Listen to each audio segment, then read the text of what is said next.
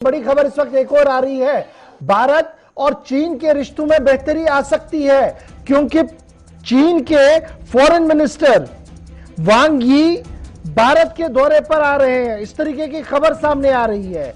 अगर जो official communication Bharat सरकार की तरफ से भी सामने नहीं रखा गया है, लेकिन जरूर फॉरेन ऑफिस जो चीन का है वहां से जो खबरें सामने आ रही है, वांग यी का दौरा होने जा रहा है और उसी दौरे के दौरान इसी महीने के अंत पे यहां पर मीटिंग होगी। फॉरेन मिनिस्टर वांग यी जो चाइना के हैं वो इंडिया के टूर पर आएंगे और ये उस वक्त आ रहे हैं जब रूस और यूक्रेन आमने सामने है और ब्रिक्स और रिक्स यानी ब्रिक्स और रशिया, इंडिया, चाइना का जो ग्रुप है उसकी प्रेसिडेंसी इस वक्त चाइना के पास है 2020 में, इसलिए आना भी बहुत ज्यादा जरूरी है। उस वजह से भी ये दौरा काफी इंपॉर्टेंस माना जा रहा है और भारत और चीन लगातार तीसरे मुल्क में आज तक बैठते आ रहे हैं। तजाकिस्तान में आपने देखा कि किस तरीके से दोनों विदेश मंत्रियों ने आपस में बात की थी, लेकिन ये पहला मौका होगा जब वांग यी दिल्ली आएंगे। कब के बाद? जब गलवान का इंसिडेंट हुआ है। क्या कुछ ताजा खबर है? सीधे चलेंगे रहमत के पास। रहमत, दफ्तर खारजा फॉरेन ऑफिस क्या इसकी तस्दीक कर चुका है कि वांग यी आ रहा है, या सिर्फ अभी हम रशियन मीडिया की रिपोर्ट्स पर ही सही मानते हुए आगे बढ़ रहे हैं?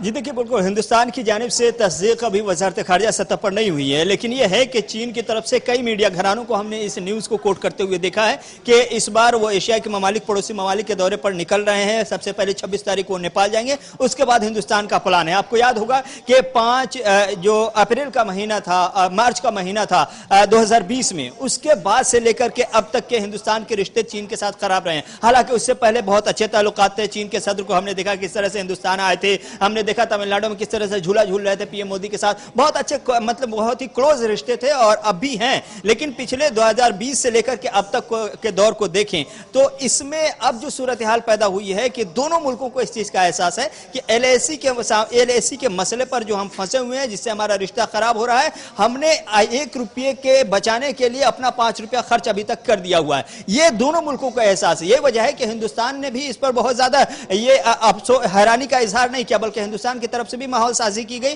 और हमने देखा कि हिंदुस्तान ने कई बार कोशिश की कि न सिर्फ चीन के अंदर या चीन से बाहर, जहां भी मुमकिन हो ऑनलाइन ऑफलाइन तमाम तरीकों से बातचीत करने की तैयारी की और कोशिशें भी की। कई ममालिक में बातचीत हुई बैठ करके, लेकिन पहली बार ऐसा हो रहा है कि हिंदुस्तान पहुंचेंगे चीन के वजीर खारजा। कंफर्मेशन अभी हिंदुस्तान की वजारत खारजा से बाकी है, लेकिन यह है कि चीन की जो बड़े सरकारी खासतौर से कहें एजेंसियां जो हैं या न्यूज घराने हैं, उन तमाम घरानों की तरफ से इस खबर की तस्दीक कर दी गई है। यानी खबर पक्की मानी जा सकती है, खाली सिर्फ हिंदुस्तान की जानिब से कंफर्मेशन बाकी है। यह है कि अगर 26 को नेपाल पहुंच रहे हैं तो क्या उससे पहले हिंदुस्तान पहुंचेंगे 25 को, या फिर 26 के बाद पहुंचेंगे 27 को? यह कंफर्मेशन अभी बाकी है, लेकिन शेड्यूलिंग चल रही है, प्लानिंग पूरी चल रही है। यह अंदर की खबर हमें मिल चुकी है। हम कोर कमांडर या कमांडर लेवल की बातचीत लद्दाख के अंदर देख रहे हैं, उससे पहले एक और राउंड होगा, क्योंकि दोनों तरफ से इस तरीके के इशारे दिए जा रहे हैं कि डिसएंगेजमेंट प्रोसेस जी बहुत जल्दी होगा और उन हसास पॉइंट से होगा जहां पर पिछले कई महीनों से लगातार बातचीत चल रही है।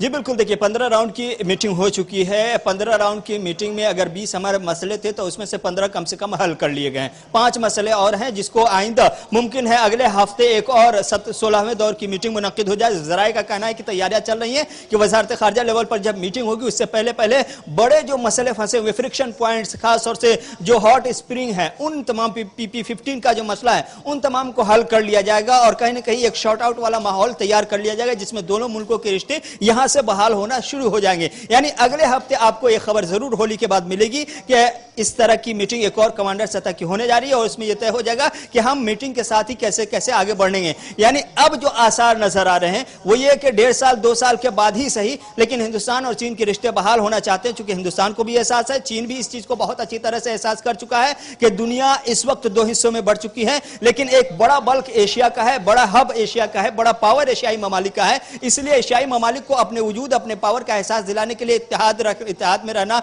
मुत्तहिद रहना बहुत ही जरूरी है। बहुत शुक्रिया जी रहमत हमारे साथ ज्वाइन करने के लिए, बात बताने के लिए कि दौरा मुतवक्का है, ताहम अभी ऑफिशियल अनाउंसमेंट होना बाकी।